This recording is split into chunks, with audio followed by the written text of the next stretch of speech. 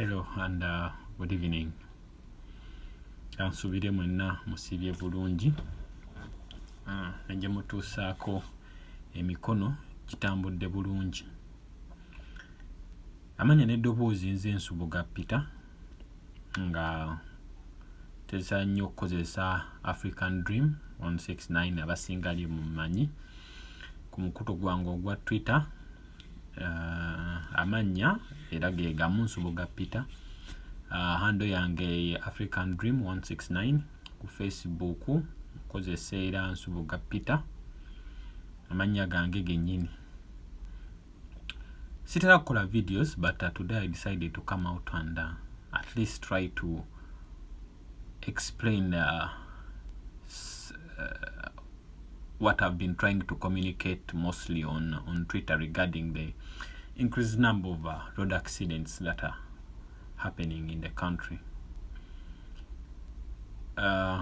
Before, I watched a clip that Uganda police had released trying to show the level, the manner in which accidents in Uganda are happening.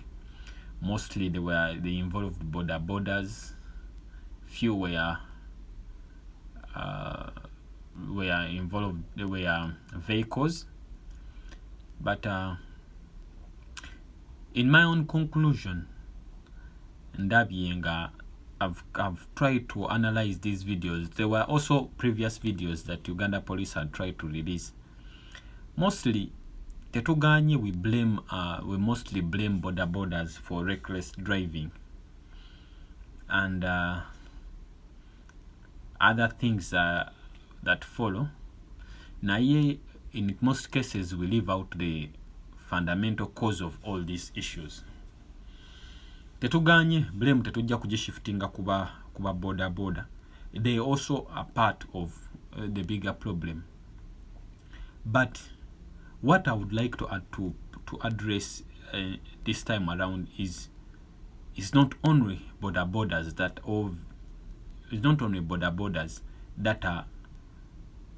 are to be blamed here.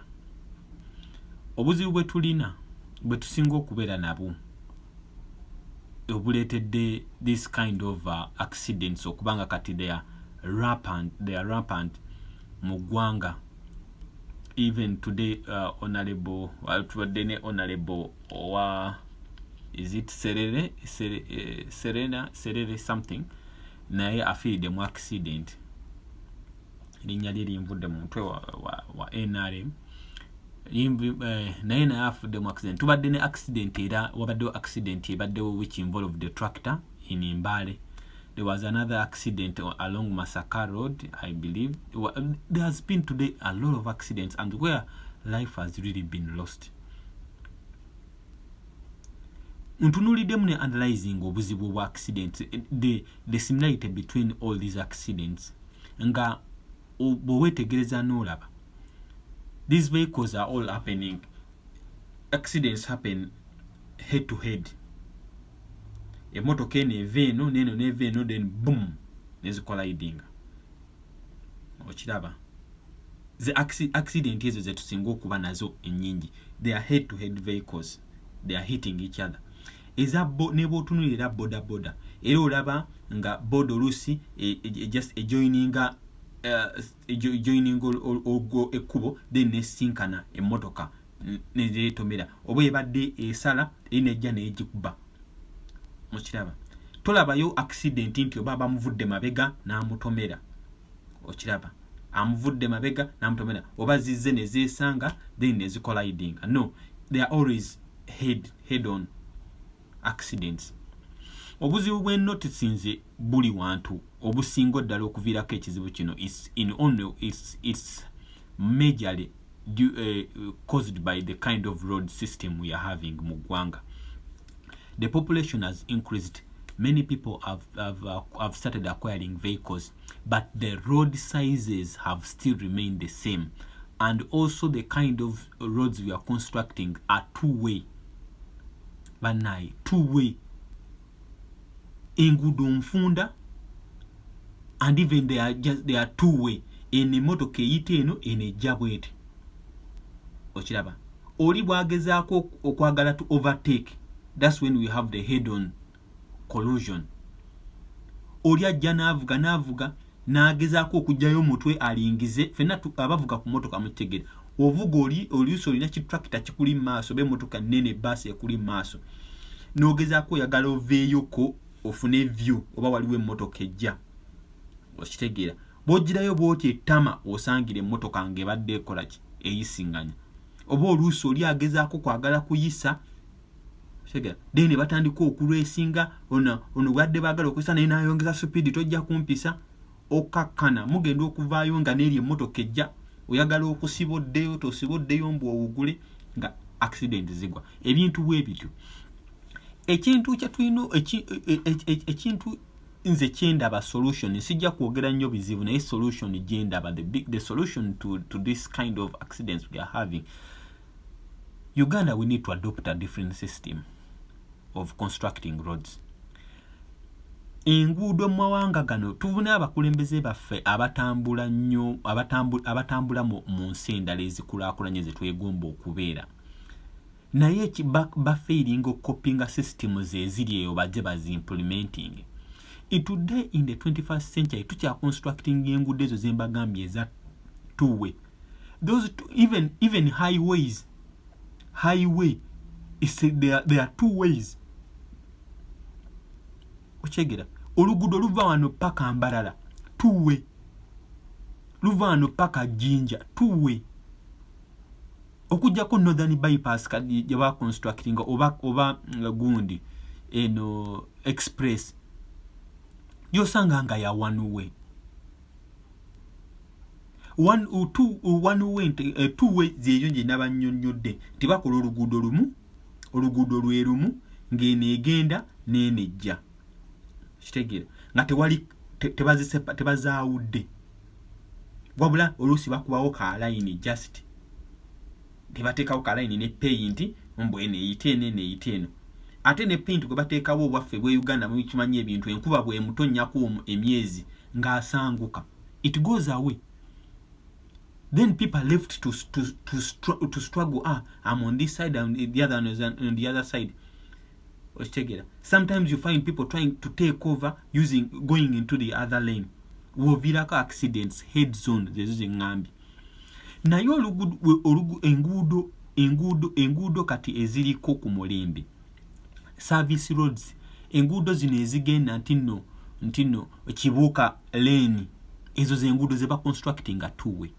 Kubanga abantu abavugira ku nvudo ezo tebavuga speed nyingi nnyo bavugira mu 20-30 okitegeera ze bavugira mu mpola zibeera mu residential areas okitegeera oba ng'okkiridde no ewaffe wansi mu owino okitegeera oyo okkiridde mu mpata gyosanga two-way kubanga ku nguudo ezo togenda kusangako omuntu avugirako speed meter 10 nsanvu oba 8 n'ataano kizibu kubanga abantu bamanyi abantu basala badde tebavugirako. Those are the roads that they construct two-way. Niyo osanga Masaka road ng'emmotoka nti zadde zeeyisinganya zabadde eyisingana ne zijja ne zikola idinga head on. Why do you construct a one-way?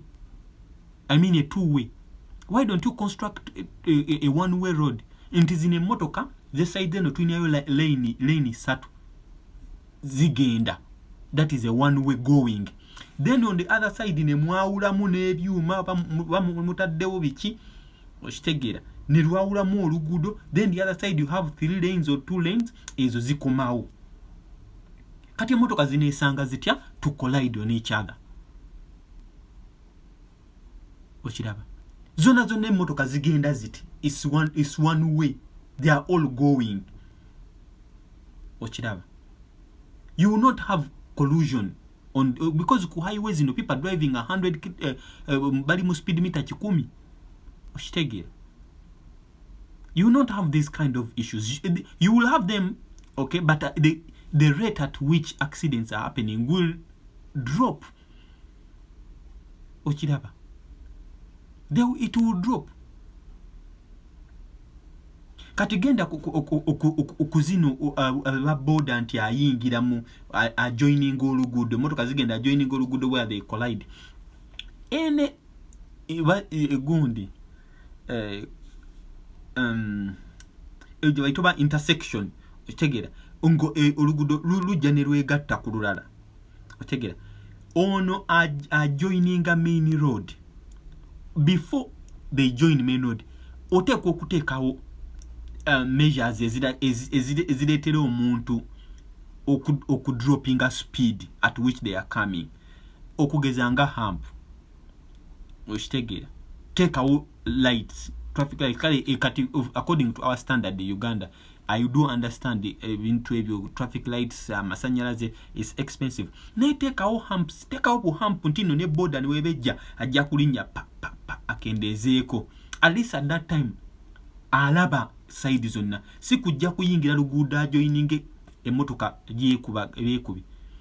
Ezo hump zijja kuleetera buli muntu okupozinga speed, kubanga omuntu ajoininga abavuga emmotoka mukimanyi oba joininga main road, you need to stop and see oba emabega wali yejja then before you join. Otegera naye ekyo kibi ekyo bakisomesa naye abantu ebiseera ebisinga omuntu we are caught up with time ng'omuntu ayagala kujja to go like this. Tetujja gamba mbuno sensitization abantu basomese driving license babi implementing ebyo bonna obikola, but by the end of the day things happen, reality kicks in or you need to catch up with time. Abantu abasinga babivaako, but naye nga buli gundi joining section yonna bagiteekako hump before you join the main road. Oteekawo bu hump nga 8 omuntu wajja abalina okupozinga mpola kijja muwa time to look left before they join. Ochiraba, those are some of the simple measures omuntu zebalina okukola, zebalina okuimplementinga ku gundi ku nguudo. You would see how accidents are reducing. Naye ogenda okulya nti everyday accident. Boda yavudde eri n'emmotoka nezeekuba, ne boda netuuka boda nezituuka ne boda nezeetomera. Kiringa omuntu wagamba nti obugaali bwetomedde. Boda nezeekuba head to head. Wako abagezaako okufitinga mu nguudo, oli alese ekitraka kino nekino. Oh my God. Where are the authorities? Where are the people we elect to come and think for us? Where are people we elect, we pay to plan? How do you today in the 21st century construct such kind of a road? Nozitekamu billions and billions of money, you're constructing a two-way. Egenda okujja abantu Kampala Tumbale oba kuva Kampala paka Kayunga oba Masaka. Kati nuya Bombo Road ekujja mu kibuga nekutwala paka Matuga nekwongerayo w'obulenzi ekututte yiriwa, but it's a two-way. Why won't you have accidents on such kind of a road? Abantu abagende eggulu bayita okwo. But the road is small for vehicles that are going and coming. Abantu abakomawo eggulu bayita okwo. Abantu abajja emmere okuva eyo mu byalo bayita okwo. Heavy trucks. Why won't you have accidents? Ogenda sanga ekimotoka kifiiridde ku kkubo kipaakinze ku side emu. Kati to make matters worse, waliwo ezaagala okuyitawo eno balekayo bakonstructingayo mwala, it's open. Tasobola kuviira ddala ku kkubo kubanga ekimotoka kinene. Kati bano abajja okuva gyava balina kwenyigiriza side zeeri eri emmotoka ezikoma ezigenda. Eziva mu kibuga nga zidda gulu bwabwo obulenziwa gye balina okudda. Kati aba yakajja ekimotoka kyali avaya amanovalinga ekino motoka ekiparking ekibadde kiva eggulu ekine kifiira ku kkubo kiparkinze kiganya okuva ku kkubo kubanga eri waliwo omwala gwe baconstructinga oguli open. Then it parks on the roadside and partly in the road. So somebody driving will automatically come, pause and try to go on the other side where cars are leaving from Kampala to the village they are coming from. Little you know, bam, accident. How many people dead? 20, 30. Can that road be widened and then you have a one-way road? We have 2 lanes this side. There are people are going. And we have 2 lanes the other side. People are coming back. at least ekimotoka ekyo kifiiridde on the road side ochaba bana izbajja kumanya nti one lane is it's closed. At least they can go on the other lane because they know nobody is coming from that side. Vehicles can still go. That's how simple things are. You spend billions of money constructing roads. Roads after being constructed, they are causing more accidents, and within 2-3 years, roads are washed away. Come on, what kind of country are we living in? What kind of future are you promising that we would have when we cannot even have roads that are safe for us?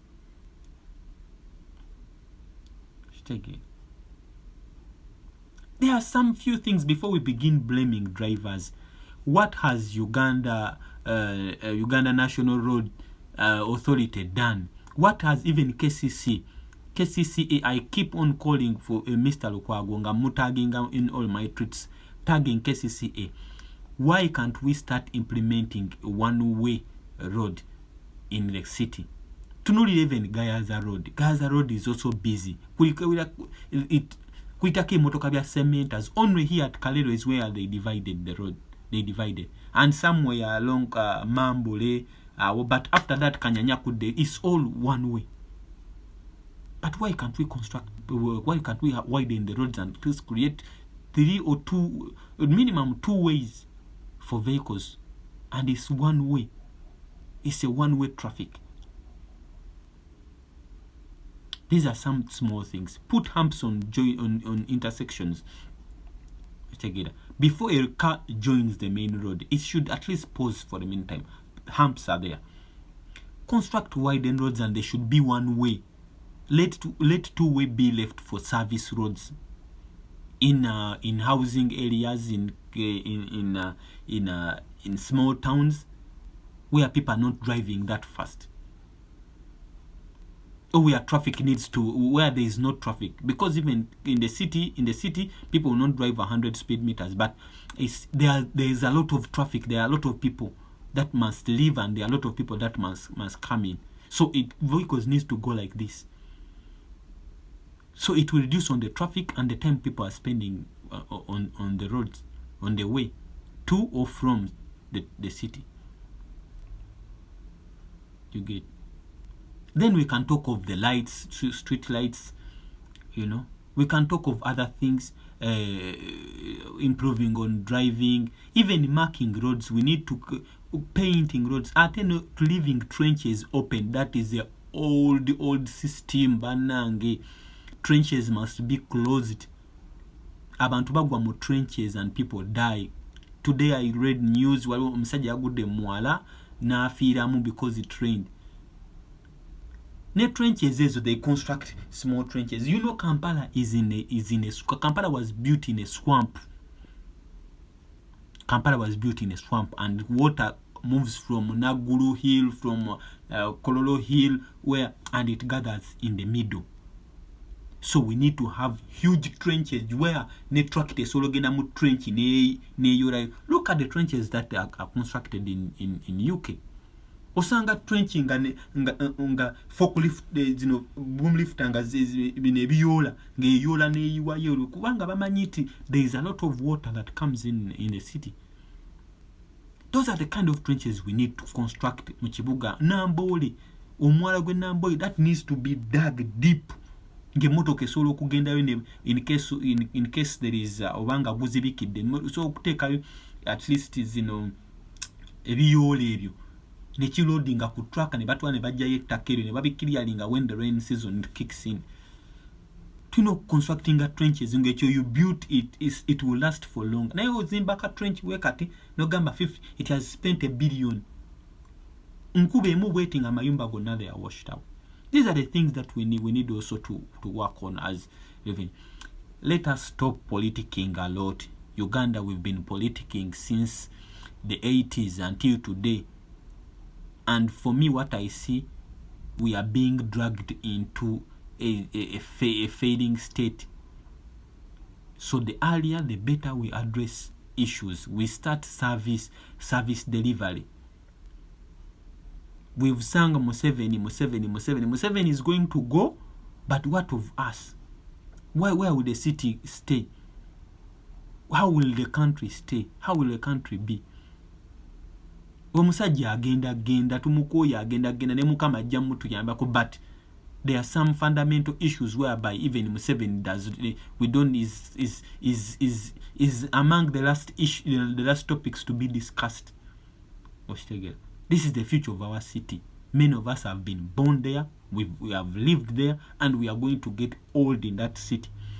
It's our home, and even be buried there because it's our ancestral ground. But what kind of city are we going to live for our kids? Let's leave politicking a lot and start service delivery. I never intended to make a video that is this long, but when I start talking, and I feel like these are the things that people who we think that are elected, whom we think that have seen more than what we know or what we have seen, should do, but they are failing. You get pissed off. Okay. So these are just my takeaways. These are some things that I think that should be addressed, and we would see a reduction in road accident. Otherwise, accident is taking people more than HIV or even Ebola or COVID-19. A young 9,000 people are dying in a week. You hear people have lost, even leave alone dying, people who are even have been crippled, people who will never be the same again. People's lives have been turned just because some authorities or some people we elected have failed to sit down, put their egos aside, and ask and address fundamental issues about our country, about our future. Ugandans, we need to wake up. We need to start to deliver. Otherwise, the world is moving faster ahead. Like I said, my name is Nsuboga Peter Kibuka, and you can decide to follow me. Check me out on I'm not very active on YouTube for now, but I'm always on Twitter and on Facebook. Twitter, my handle is African Dream at African Dream 169. African is capital, and Dream D for Dream is capital 169. Follow me up on Facebook. My name is Nsuboga Peter Kibuka. You can find my page, and let's discuss. Or you can comment below. You can give more views on this video before what I did not talk about, what you think that should be done, and let the discussion go on. Thank you very much. Assalamu alaikum.